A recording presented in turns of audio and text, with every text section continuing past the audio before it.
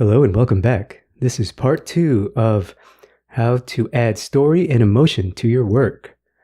In part 1 of this video series, I talked about the first tip that I used, the first tip and technique that I used to help me add more story and meaning to my work. And you also got to see the drawing portion of this study, the lay-in. In part 2, now I'm going to share tip number 2, the second idea that I used to help me add more meaning to my work, and I'm actually going to demonstrate it in the shading process of this figure study. So what you're watching here is the shading process, and this is where I'm going to do the bulk of my work, where I'm going to try to add the story and the original idea I had in mind, and that's basically the second tip. The second idea that I used to help me add more meaning to my work, and that is to simply begin with an idea or a metaphor in mind. So tip number 2 is to begin your drawing or painting with an idea or metaphor already in your mind. Now, this drawing you're watching here, before I sat down, before I put my pencil on the paper, I already had an idea in mind. It was a metaphor. It was a word. So that's a great way to begin your work. Is instead of just sitting down and start hacking away and start making marks, take a moment to come up with an idea, and that's what I did here. Now I'm not going to tell you the story that I started with, the metaphor. Actually, I started with a word, and I'm not going to tell you what it is. You're going to have to guess and add your own meaning based on this drawing and see if I did a good job to add a narrative to this. But that's what I did here. I started with an idea. So now every mark I make, every decision I make is going to be centered around the original idea or the original metaphor I had in mind. So that's a really powerful way to work. And that's something that I started to discover in myself, and also another great mentor of mine.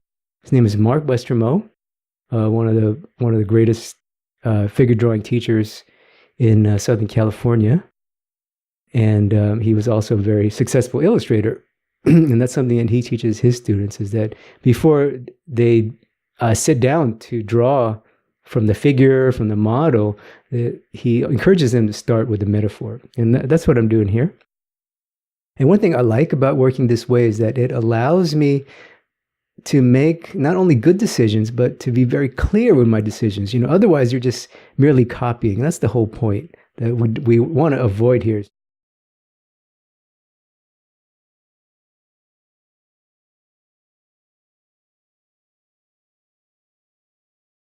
So what you could do is just start with any word. For example, you can start with the word sadness or pain or celebration. Just some words off the top of my head. And for this one, it was a little bit, I don't want to say darker theme, a darker metaphor, but definitely it was an idea that I've had in mind for a few weeks. Just to give you a little bit of insight, while I was drawing this at the time, I was doing a lot of fasting. So that's something I'm interested in personally is health and nutrition. So at the moment you're watching this drawing as it's being recorded, I was personally doing a lot of fasting in my own work. So that's the beginning of my meaning for this drawing. Is I wanted to see if I can incorporate some ideas that I had in mind about health. So that's what I'm doing here. And for me, the rendering tells the story because I use line as a metaphor. It's one of the things I started experimenting with during these morning exercises, and you're watching that here. So right now, as you're seeing the shading process, as you can tell, I'm being very conscious and deliberate with the direction. I'm going in a left to right manner, as you can see, and that is a conscious choice. Now, for me, the technique means something, and the direction means something. I'll just give you a clue as to one meaning that horizontal means. Horizontal can actually mean, in a lot of ways, can mean slow. It can mean a death, because if you put things in a horizontal position, a human body in a horizontal position, is also when they're lying down, when they're sleeping, when they're dead. So that alone, choosing this direction alone was a conscious choice, and that helped me drive. And starting with the metaphor helped me drive the decision to make these first marks left to right. In other words, horizontal. So the horizontal nature of these marks is definitely a part of this story, and I hope that comes across in some way. So that was my intention, my thinking for making these marks. And as you can see, it adds way more than just shade, right? If I wasn't thinking, if I didn't have an idea in mind, I would just slap down some tone in a sort of random, not very deliberate way. But now, because I started with an idea, because I started with a metaphor, now it gave me a reason to add tone in this way, a reason to add texture in this way, to make my marks in this way. So in a lot of ways, I'm injecting meaning directly onto the paper through my hand. I know that sounds a little out there, but bear with me here. The idea is coming from my mind through my hand onto the paper. So in essence, these marks are becoming much more than lines. They're becoming much more than tones. They're being infused with ideas, with a story. So that's the power of using of this technique. So now I'm going back to the drawing, and I'm going back to my original idea, the metaphor that I started, and I'm starting the second part of this rendering, which is refining my work here, adding halftone. I'm starting it at an area where I want to be the focal point, in this case, the abdomen. So again, this is a conscious choice here, because I had an idea in mind. I had a metaphor in mind. I had a word in mind, an idea, a story already in my mind. The decision to start at the abdomen is a conscious choice. And I'm going to put the focal point there. I'm going to drive you to look there first, because that was part of the story I had in mind. So again, this decision making is directly related to starting with a metaphor, with an idea. Otherwise, again, if I wasn't thinking, I would just boom. I would just be,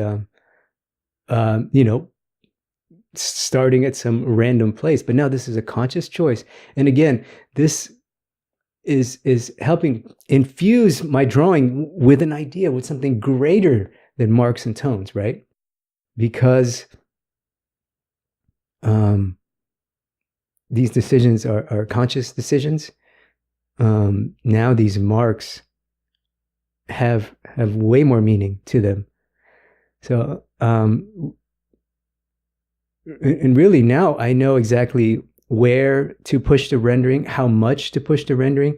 All of that is driven by my idea, way more than just copying. So again, we want to try to move away from that, just being simple copiers. And this is one great way to do it. So as I'm finishing up the rendering here, I'm not going to take it too far. These morning exercises are just, again, it's a way for me to basically do a thumbnail if I wanted to do a painting off of this figure. Now I've worked out the idea. I've worked out a way that I can apply my narrative to my drawing, and I'm doing it with line. And here I'm basically reinforcing the focal point, starting with the focal point, which is the abdomen. And notice what I'm doing here is I'm putting my marks in the opposite direction of the shadow body.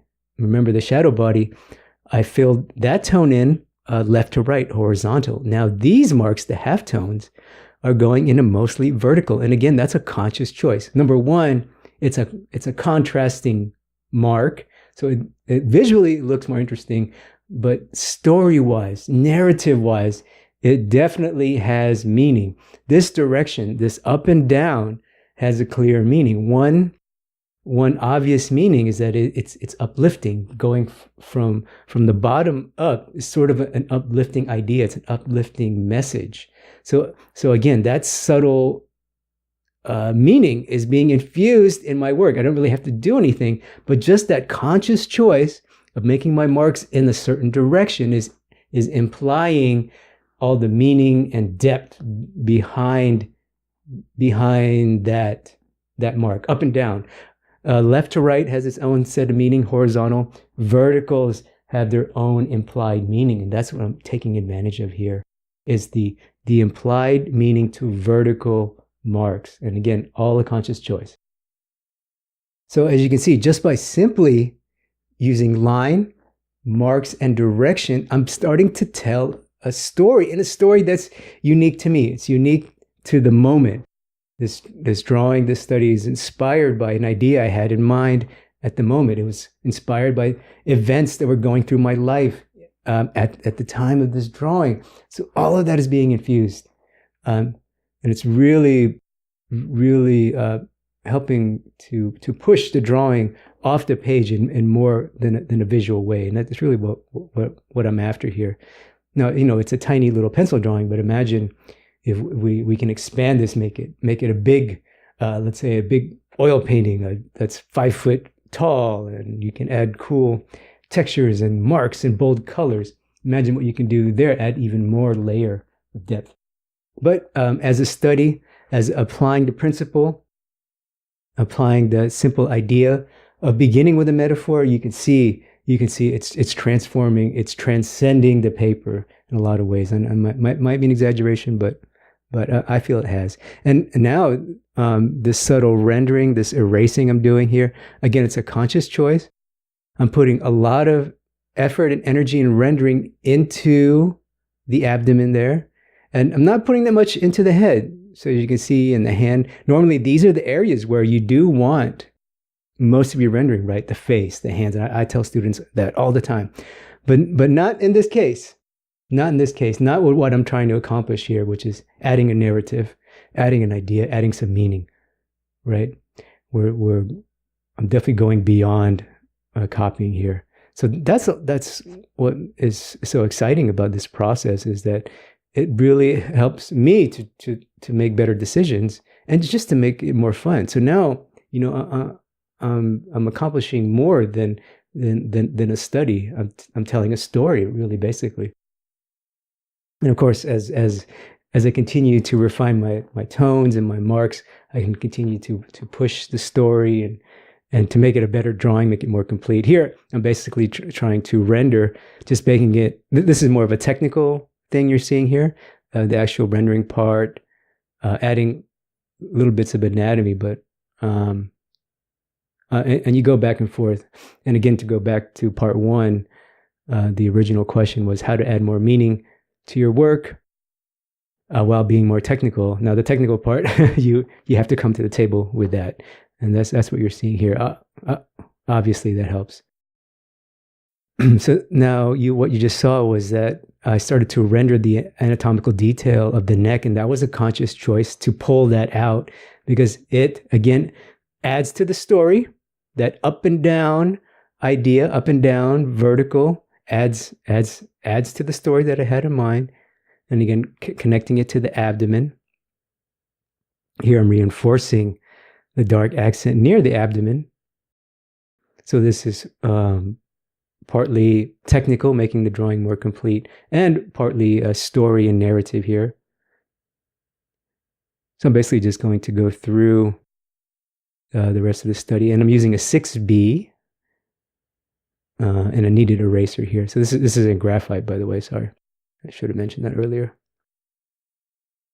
Now this is a 2B. What I use a 2B for is softer tones, and notice I'm holding it at the end to get more softer tones, pushing the outer contour back, and then I used the tip for the harder edges. I'm reinforcing the shadow here, and again, consciously going left to right, making my marks horizontal, darkening the shadow a bit. Now I'm breaking the contour. Again, breaking the contour is partly visual. It looks cool, but in this case, it also adds to the story. The way I'm using line as part of the narrative. And here I'm again using a line in the shadow. This is helping to push the forms back and just make it more complete. So really, in terms of a study, in terms of a thumbnail for a larger piece, this is pretty much complete here. I got across what I wanted to say, and I emphasized in the drawing the parts that I thought were important, the focal point area, the abdomen, and the technique that I chose to drive the story, which is line and direction of line, that's already infused in the drawing. So as a study, as a sketch, as a thumbnail, this story and composition drawing is complete. This little exercise in not just figure drawing, but adding emotion and narrative is complete. Okay, here's a look at the finished sketch. So like I said earlier, as a thumbnail for a larger painting, this little study is complete, you know, as an exercise and not just drawing, but actually applying meaning to my work. I would say this was a success. I learned a lot about the process, and basically I taught, you know, I taught myself a way that I can use line. It's really what I was trying to do here was, can I tell a story with line and design? And in that sense, I was a success. And like I said, I can take this in many number of ways. So that's the end of this video. I want to thank you for watching. If you like this video, and if you haven't already, make sure to subscribe to my newsletter. Newsletter subscribers will not only get first access, but exclusive access to content like this. A lot of times I don't even release content publicly, only to subscribers, and newsletter subscribers will get all of this good stuff free. The newsletter comes out every month. You get first dibs on all the great content. So along with the detailed videos, you get detailed articles and process images, and also handouts every month. And the newsletter is free. All you have to do is go to my website, www.drawwithchris.com, and enter your email, and you'll be good to go.